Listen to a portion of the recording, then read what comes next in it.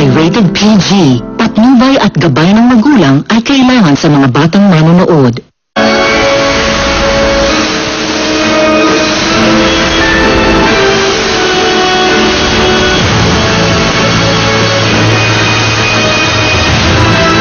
Naalala ko lang po, nanay ko.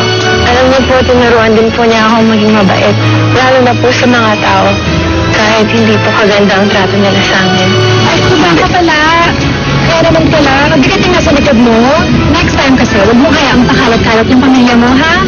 Hindi mo naman ang beauty. Kung ang askan ng ugali mo. Kamusta tayo? Pag umalis ka, magtatampo ako. Parang nagkakasan tayo ng motorboy natin. Kasi yung motorboy natin ngayon. Kami na po bahala dito. Wala talaga ata akong pag-asa dyan kay Sir Nido. Pero mo naman yung babae, oh. Sosyal. Makaganda. Hindi mo nga magugustuhan. Parang may girlfriend na pala siya. Ikaw yung kasama ng mga punubi sa kali. Magnanakaw ka, no? Boy! Magnanakaw dito! Hindi ako magnanakaw. Kilala ko si Sir Nigo.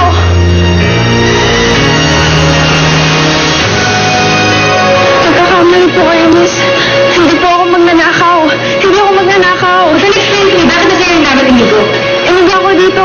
Babe, what's going on here? Sir, makuha na siya Ada. Kilala ko siya. Sir, sorry po. Sensya na. Sorry po. You know her? Yeah. Babe, she's our temporary team assistant. Assistant niyo? She's my friend, babe. Okay, mabait si Ada. Kaya hindi siya pwede magnakaw.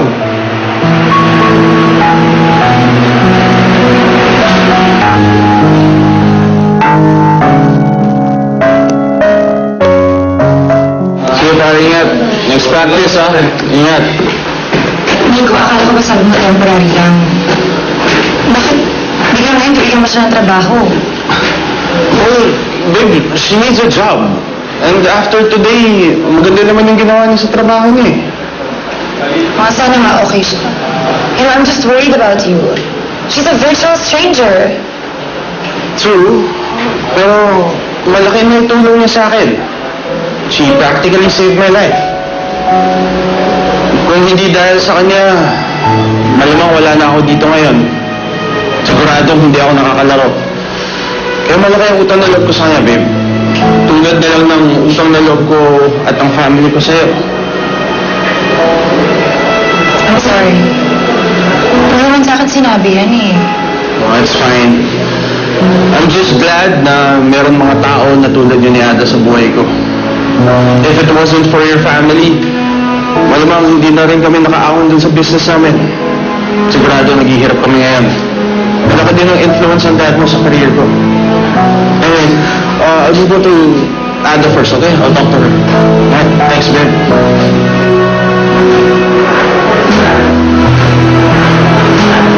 Sir Nico, na parang Instagram Polaroid photo niya. Parang bilis naman yatang nahulog yung loob niya doon sa Ada na yun. Takot ko, madam. Baka mamaya meron siyang sumangkukulang ginagawa niya. I hope not. Pero anyway, even if sinave pa niya yung buhay ni Nico, hindi tayo dapat nangitiwala lang ganun basta-basta sa mga katulad niya.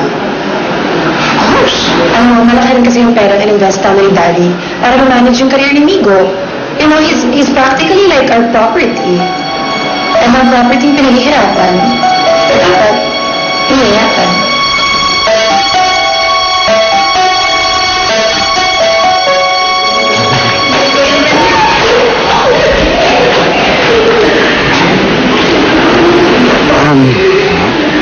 Adas, sorry din sa nangyari Hindi ka pa kasi kilala ni Robin kanina eh. Okay lang po yun. Hindi naman po siguro sinasadya ni Ma'am Robin. Siguro, una na po, makahinana pa ako sa amin eh.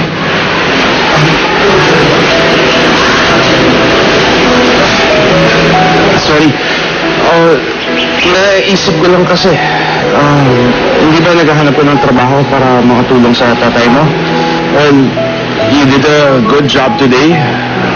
Kaya kung gusto mo, pwede mo nang ituloy yung pagiging assistant ng team namin. Tulungan po ba kayo? Parang nakakaya na ako pong kasama mo dito. Well, ako, wala naman ako nakikita masama doon, Ada. Mabuti ka naman tao, mabait ka. sigurado ako hindi ka gagawa ng kalokohan tulad ng old team assistant namin. So, please, accept the job. Kahit dun man lang sa paraan na yan nakatulong ako sa'yo.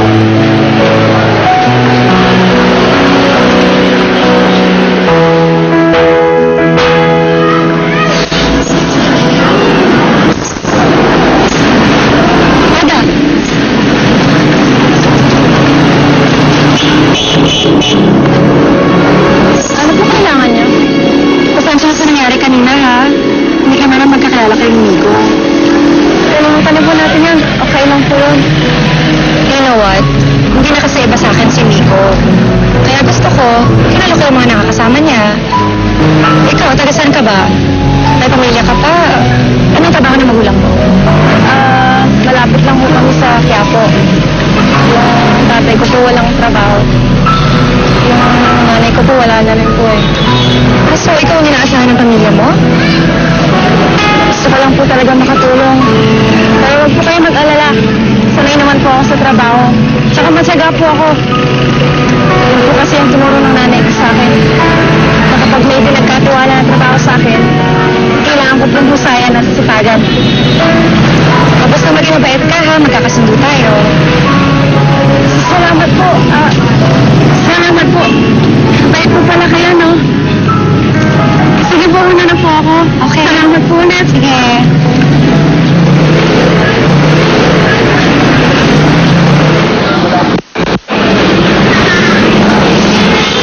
Madam, pag na-alcohol, ito na. Diyos, magkakapalengke. Kasi naman, madam, ba't naman kasi kayo nakipag-usap pa doon? Alam niyo naman, di ba? Wala kayo dapat time sa mga freak na katulad niya. Gusto ko naman maniguro na hindi siya masamang tao. Well, in fairness, mukhang nabaitan pa nga siya. Kaya ko naman kasi mong plastic. Pero huwag siya magawa ng hindi ko gusto. Dahil kilala mo ako. Iba ako magalit. Mahabang sungay ko.